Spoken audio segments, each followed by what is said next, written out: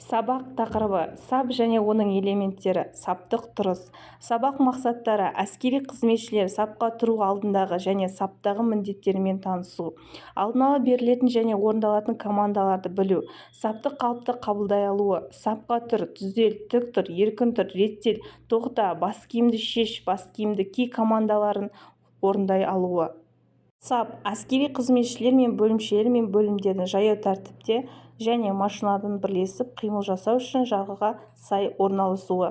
Қатар: әскери қызметшілер бір сызық бойында біріншісі екіншісінің қасында белгіленген аралықта орналасуы. Bir қатарлық сап: бөлімшелер бір сапқа тұрғызу, бөлімше бір қатарға сапқа тұр командасы бойынша жүргізіледі. Өрістік екі қатарлық сап: екі қатарлық саптың алдын ала қатар бірінші, ал артқы қатар екінші деп аталады. Сап бұрылған кезде қатардың атауы өзгермейді. Бөлімше 4 немесе одан да аз сарбаз болса, бөлімше бір қатарға тұрғызылады. Бөлімше екі қатарға сапқа тұрғызу, бөлімше екі қатарлы сапқа тұр пәрмені арқылы жүргізіледі.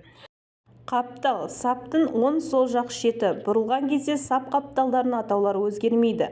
Саптың ені: қапталдар арасындағы қашықтық. Маңдай шеп: саптың әскери қызметшілердің тік қарап тұрған жағы. Саптың алды: саптың тыл жағы, маңдай шепке қарама-қарсы жағы. Сап және оның элементтері тақырыбымен толығымен таныстық. Назарларыңызға рахмет.